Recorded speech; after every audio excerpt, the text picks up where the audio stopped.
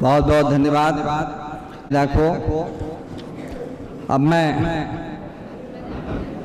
अगले कार्यक्रम के लिए आमंत्रित करने से पहले मुझे कुछ पंक्तियां याद आई। हमारे हिंदी के महान कवि मैथिली शरण गुप्त ने स्वामी जी से प्रभावित होकर लिखा, नर हो न निराश करो मन को, कुछ काम करो कुछ काम करो, जग में रहकर कुछ नाम करो, नर हो न निराश करो मन को। यह जन्म हुआ किस अर्थ अहो, समझो यह ना व्यर्थ हो, नर हो न निराश करो मन को, कुछ काम करो कुछ काम करो, जग में रहकर कुछ नाम करो।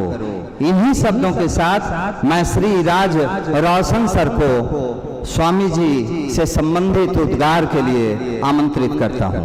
रोशन सर। स्वामी जी ठाकुर माँ के चरणों में प्रणाम करता हूँ। हमारे परम पूज्य सचिव महाराज, प्रधानाचार्य महाराज और सभी साथियों को प्रणाम करता हूँ। सभी शिक्षकों को प्रणाम करता हूँ और मेरे सभी छोटे भाइयों को बहुत सारा प्यार। स्वामी जी के बारे में कहना शायद क्या कहें, शब्द कम पड़ जाता है। इसीलिए भारत सरकार ने सोचा होगा कि एक ऐसा महापुरुष किसे चुना जाए जो हमारे युवाओं को हमेशा ऊर्जान्वित करे, प्रेरणा प्रदान करे।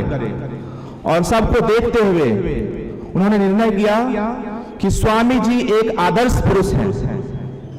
स्वामी जी एक ऐसे महापुरुष हैं जो सिर्फ कंदराओं में बैठकर तपस्या नहीं करते, कंदराओं से निकलकर, गुफाओं से निकलकर जनमानस के बीच आते हैं और सेवा का प्रण लेते हैं और हमें हमेशा उत्साहित करते हैं। चाहे वो ज्ञान की बात हो, विज्ञान की बात हो, हर क्षेत्र में खेल कूद की बात हो। यहां आने से पहले भी मैंने स्वामी जी को पढ़ा था काफी बार, उन्हें जाना, लेकिन हमारे साधुओं के बीच रहकर मुझे उन्हें और जानने का मौका मिला और मैं बहुत शुक्रगुजार हूं इस विद्यालय का, यहाँ के शिक्षकों का, स्वामी जी लोगों का, कि मुझे स्वामी जी और करीब लाए।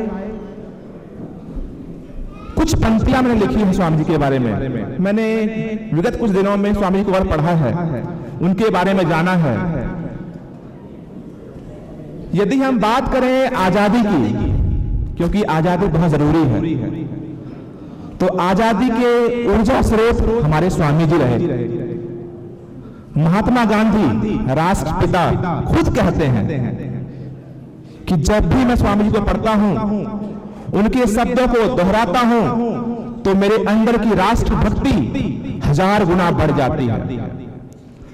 मैं तो एक बहुत छोटा सा इंसान हूं, मैं अपने शब्द क्या बोलूं, लेकिन उन महापुरुषों की ही बात करें, गुरुदेव टैगोर, रविंद्रनाथ ठाकुर, उन्होंने कहा कि यदि आपको भारत को जानना है तो उसका सिर्फ एक ही माध्यम है और वो हमारे स्वामी जी हैं।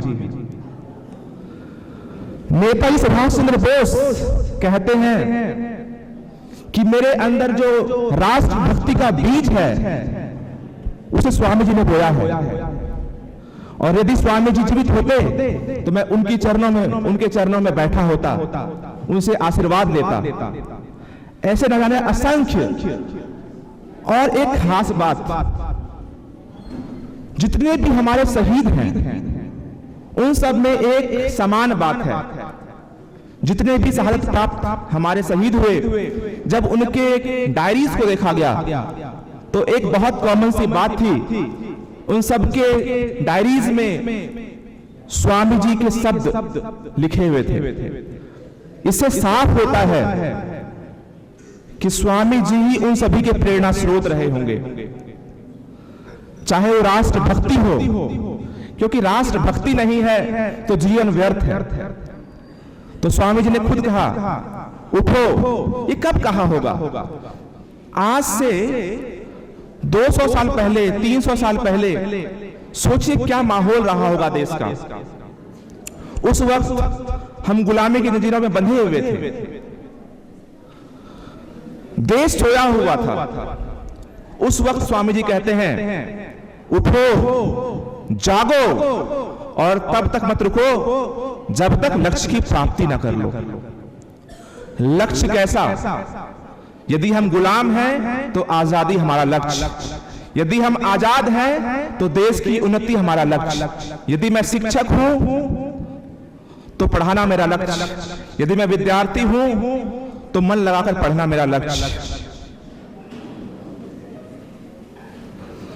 मैंने कुछ पंक्तियां लिखी हैं स्वामी जी के बारे में, पूरा तो नहीं पढ़ पाऊंगा, लेकिन मैं चाहूंगा कि इन शब्दों को जो ये छोटे छोटे बच्चे हैं वो दोहराएं। स्वामी जी कौन है? कौन है स्वामी जी? तो यदि आप साथ देंगे तो और अच्छा लगेगा। Will you repeat? भारत की माटी के गौरवगान हमारे स्वामी जी,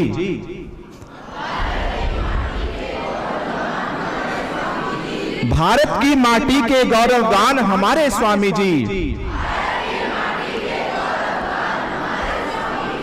भारत मां का दिव्य पुत्र अभिमान हमारे स्वामी जी,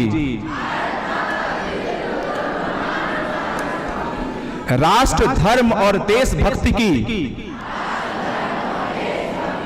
पहचान हमारे स्वामी जी, नई सदी के भारत में गीता का है ज्ञान हमारे स्वामी जी। बहुत बहुत धन्यवाद। जय हिंद, जय भारत, भारत माता की जय।